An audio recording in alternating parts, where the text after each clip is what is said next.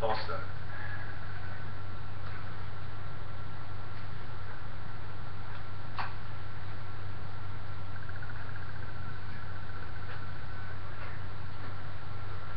It's good? Okay. I don't need a clicker. According to the official U.S. Census, Jacksonville is the largest city by area in the continental United States. At 757.7 square miles, it holds approximately 850,000 residents.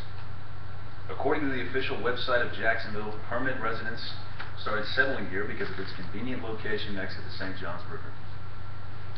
The earliest recorded use of the name Jacksonville was in an 1822 petition to the U.S. Secretary of State asking that the town be recognized as a port of entry.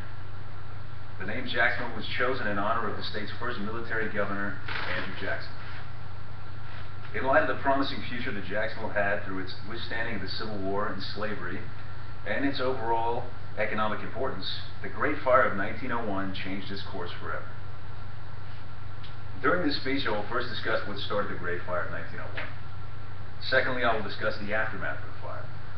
And lastly, I will discuss how this fire permanently changed the look of downtown Jacksonville forever. According to Benjamin Harrison, the author of Acres of Ash, Friday, May 3rd, 1901 started out as any other day would. People were hurrying to work, telephones were ringing, and people were gathered on street corners discussing politics and current gossip. According to the author, Luis Zelenka, shortly after the noon hour, embers from a nearby chimney ignited Spanish moss that was hanging out to dry at the Cleveland Fiber Factory. The moss was used at that time to stuff mattresses. According to Harrison, men were always stationed at the factory at the corner of Beaver and Davis to make sure fires didn't break out. The wind on that particular Friday was not strong, but it was just right, and the watchmen sat down for lunch. A gust of wind blew, and moments later smoke started to pour out of a large clump of moss that was hanging up to dry. A watchman hurried to extinguish the flames, but little did he know that there were tiny flames all inside the moss already burning. According to Zelenka, the flames, with the help of the wind, jumped from roof to roof, which were made out of wooden shingles at that time. Within a matter of minutes, the fires had spread all over and were rapidly moving eastward towards the business district of town.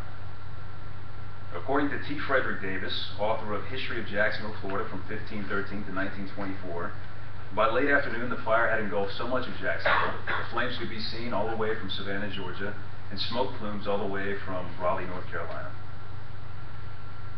According to Zelenka, the fire was only contained by a small creek to the east and by the St. Johns River to the south.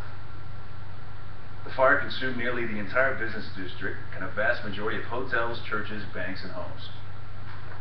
According to Davis, in just 8 hours, the fire had burnt 146 city blocks, destroyed more than 2,368 buildings, and left close to 10,000 people homeless. The estimated property damage was close to $15 million. Surprisingly, only 7 deaths were reported through this fire. According to the Florida Times-Union, on May 4th, 1901, people were being given free passage on outgoing trains as they traveled as far south as St. Augustine to seek refuge and shelter. Governor William Jennings declared the city under martial law and sent in state militia to maintain order.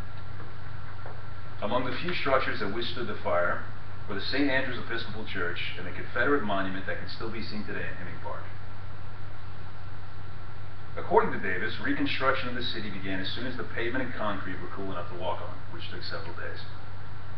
The city was returned to civil authority on May 17th.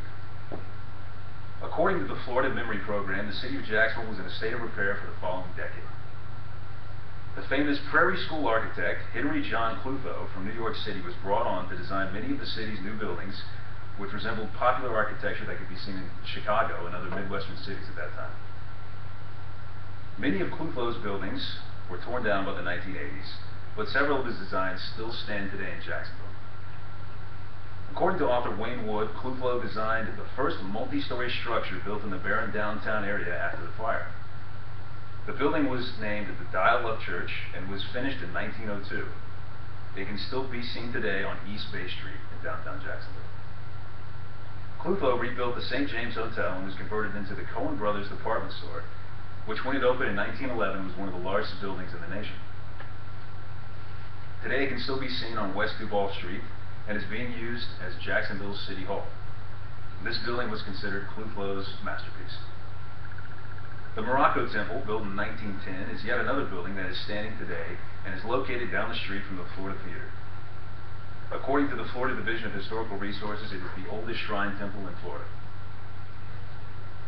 As you can now hopefully see, the Great Fire of 1901 changed the course of Jacksonville forever. Despite its massive setback due to the fire that destroyed most of the downtown area, Jacksonville was rebuilt with the help of men and women who cared about the city. And from the ashes, Jacksonville was remodeled into a city with famous architecture. Thank you.